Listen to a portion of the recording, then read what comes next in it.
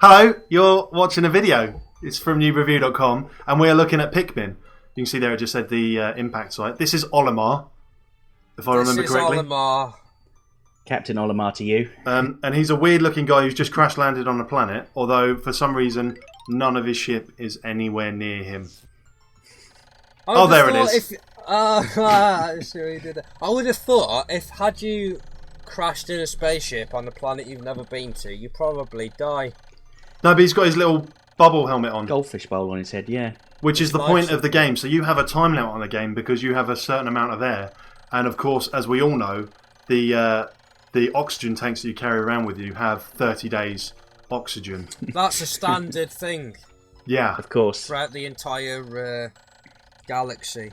So one thing I loved about this game was it used the control pad perfectly. So it used the left stick to run around and you use the right stick to change your focus. So you can see the little the purple circular bubble thing is his focus, and you'll see how it's used in a moment. Oh man, listen to that music. This has some amazing little sound effects and music. Indeed, it does. Yeah, it's that signature Nintendo charm, isn't it? Yeah. Which I thought by this time Nintendo was sort of past it and they couldn't really bring out another sort of big franchise. Yeah, they couldn't do. I remember at the time it was like, well, they can't really do new IP anymore. They're just rehashing old stuff. Yeah, and they come out with Pikmin, and it's amazing. So we know that from E3 2012 that Pikmin 3 is on its way and it's going to be for the Wii U, which I, for one, am excited about. That for me is close to being a system seller. I would seriously think about buying a Wii U just for this. Yeah, I'm excited too. They've kind of gone back on their word that co-op is now taken out of it, I think. So, oh, really? Yeah, which is a bit annoying. But to be honest with you, Pikmin 1 didn't have any co-op. And no, but Pikmin 2 had co-op and it was amazing. Oh. I think they've got separate multiplayer modes, though, for 4 players. Oh, okay. Maybe. I feel sure I heard that they that it was going to be 2-player co-op only. There wasn't 4-player in it at all. But I don't. Yeah. Oh no, sorry. It was online. That was it. Online multiplayer co-op had been scrapped. So there is still. I assume they're still going to be local. Oh, I want to play this again. This is really making me want to. This must have been so much fun to make, Luke. It was. In fact, I played it for about 2 hours, even though I was only supposed to record about 15 minutes of footage. It's so good. It's such a good game. So you can see this is the start of the game, so it's breaking you in gently into the things you have to do. So there are... the tablets that you're picking up will allow you to get more Pikmin, so that 5 there. They'll beam it up into their pod, which none of this makes any sense. It's all completely nuts. But it needs 5 Pikmin to pick that up. And there are bigger items later on, and you just basically amass an army and go and attack big enemies. Yeah, the bigger items you need to collect require more Pikmin, hence why you have to grow more Pikmin. But also harder enemies, which wipe out your Pikmin quite rapidly, so you need more Pikmin to kill the harder enemies as well. It's actually really quite a strategic game when you get a bit further into it as well, which I really love, because... yeah, it's really nice and charming and quirky and stuff, but there's actually some sort of element of strategy and intelligence behind it as well. Yeah, it gets really brutal later on when you've got all these different variety of Pikmin. Like, I believe it was the blue ones that could travel through water, whereas water kills the other ones. Yeah, everyone else drowns except the blue ones, which is quite funny. And the yellow ones, aren't they like explosive or something? No, that was it. They could throw rocks, which... blow up boulders and reveal other areas to get to, which you needed. So Luke here just waiting for his other 2 Pokemon to sprout before he...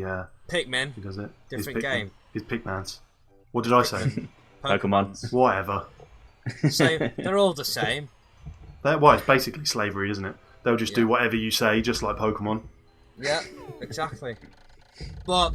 and they even look a little bit like Pokemon. No, they don't. They look like Oddish, that's it. Or with a leaf on the back, could be Chikorita from Gold or Silver. God, no, I'm such a geek! Yeah.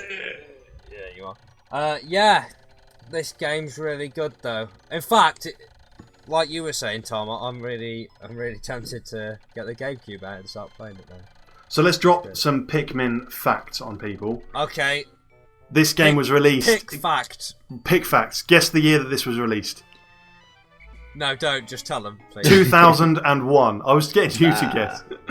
So over here, it was actually June 2002 in PAL countries, but it came to Japan and North America a year before, which frustrated the hell out of me. And yeah, the second game you had, so Olimar's kind of tall and thin, and I never played Pikmin 2. Is it any good? Yeah, very good. It's more of the same, just with co-op in it. So Pikmin 2, you have a slightly warped like it's a guy that makes Olimar look quite attractive, really, by comparison. He's just really odd looking. Clearly the same race, but yeah, I've seen pictures of him. He's kind of like the Waluigi to Wario, isn't he? He's really like tall and thin, whereas Wario's smaller but a bit fatter. That's essentially it. Or am I wrong? And I've just been looking at different pictures. Well, it's more like Mario and Luigi. All right, don't ruin it. They're all the same anyway. Well, I guess so. But so you can pick these up now on the Wii, and they've got a new control thing in them with the Wiimote. Oh. But I don't know why you'd want to use it. Why not just use the old? One of the greatest controllers ever made, the GameCube one. Yeah, just get a GameCube controller off eBay for a couple of pounds, plug it in the top of your Wii, and play it like it's meant to be played. And play Wii games better, because the Wiimote's rubbish compared to the GameCube controller. So I remember the strategy for beating enemies was just... it was a massacre. It's basically a Pikmin massacre. Yeah, just and a throw war of as many attrition. Pikmin as possible. Luke, have we got a boss battle coming up? No, we haven't. This is the first level. They're very kind to you. Once you collect the first piece of equipment, you can fly off to the next level, which takes place on the next day. Boom. Day 2 of 30. Literally, I can't... It's literally... The only thing I can describe it as is a flurry or a tornado of little Pikmin just flying through the air at an enemy and all jumping on him and biting him and stuff. It's well good. But the Pikmin don't seem to have any teeth, so I don't understand... No.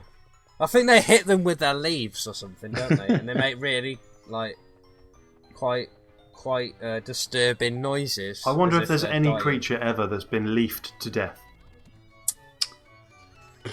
Google it after we finish this video? Maybe? I'm pretty sure there has.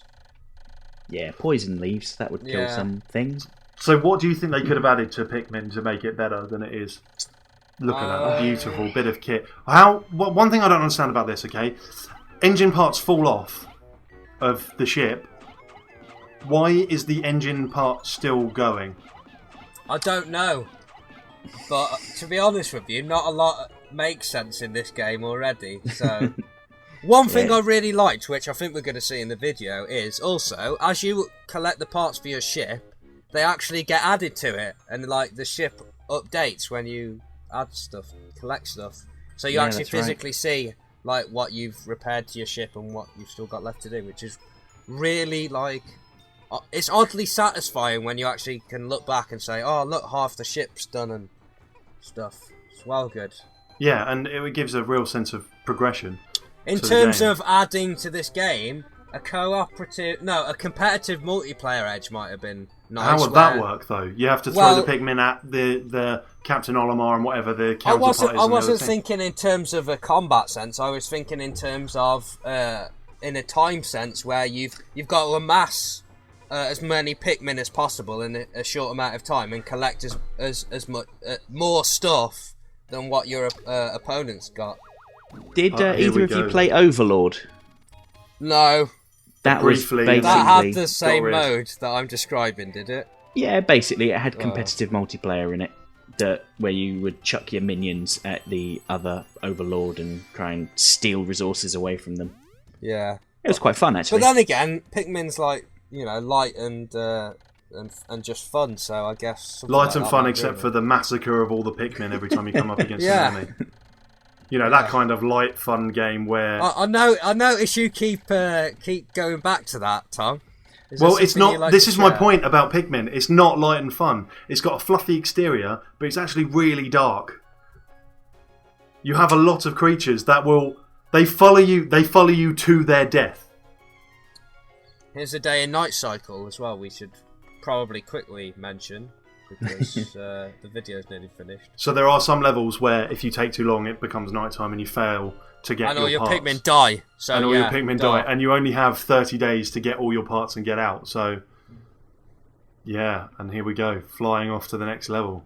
Yeah, but we're not going to see it because this is where the video ends.